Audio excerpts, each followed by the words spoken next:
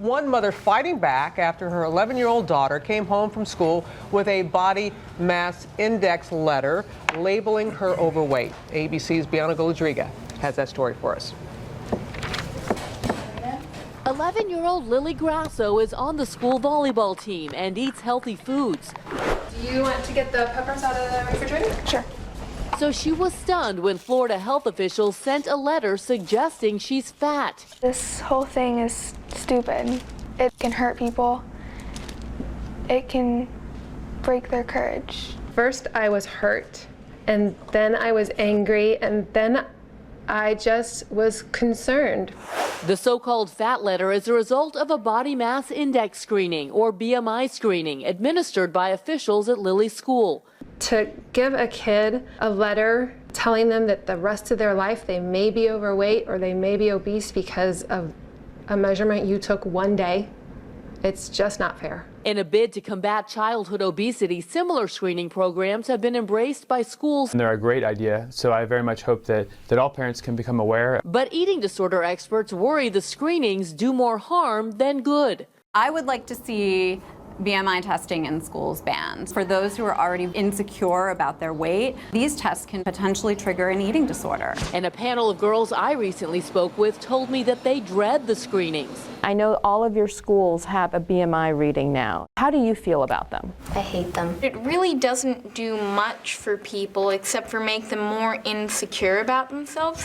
Florida officials refused to speak on camera about Lily's report, but in a statement they said the screenings, quote, provide valuable information to parents and help ensure that students are healthy and ready to learn. As for Lily, she says she hasn't let the letter affect her and has learned an important lesson. To be confident in everything that I do and never give up. For Good Morning America, Bianca Golodriga, ABC News, New York.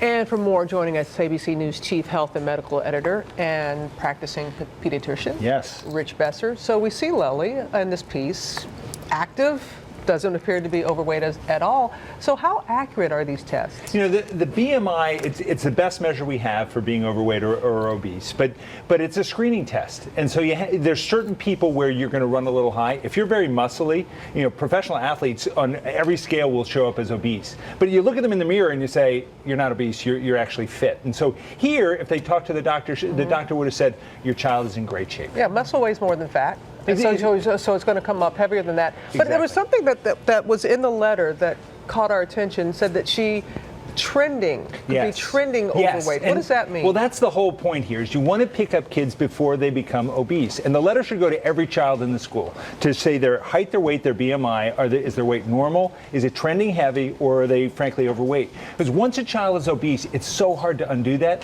But if you're following a child, and every visit I see a child, I measure all this and I show their parents their curve. If they're starting to cross percentages, so they were the 50th percent, now they're 70, then they're 80, you want to intervene and talk about nutrition, talk about exercise, because you can make a difference. Emotionally, physically, these kind of screenings, bad? I think it's good. It has to go to every parent, but we screen vision, hearing, teeth, immunizations. This is more important in terms of their health than any of those. And many children, after they start school at 5, they don't come back to their doctor. You say, as long as everyone gets it, so there's no stigma. Everyone gets it. Everyone needs to get it, not just children who are overweight, and again, because they're their stigma. And it's a screening. It's a screening. And the letter says, go back to your doctor and talk about this. As they do if you fail a hearing test in school or eye test. Yeah, you fail the eye test, you don't say go get glasses. You say go to your doctor and get checked. But I just want to say, eyes and ears, those are, sight, hearing, those are things you need to learn. Yeah. Even if everybody gets it, there's still a degree of shame attached to these, and it's hard enough being a school kid. I mean, well-intended, but I'm not sure that a school system has ever changed a social trend. Well, in Arkansas, the first state to implement this, they saw a rise in participation in after-school physical activity programs. So, we have to see over time, but if it's really doing that, it's a good thing. And Arkansas was the first one because they know about the childhood obesity, especially, That's right. unfortunately, in the southern states, and they wanted to do something about it. And there are like 19, 21 states that are now doing it. But it's great that it causes this kind of... It's a talker. It's a talker. Getting people talking about it. Thanks, Rich.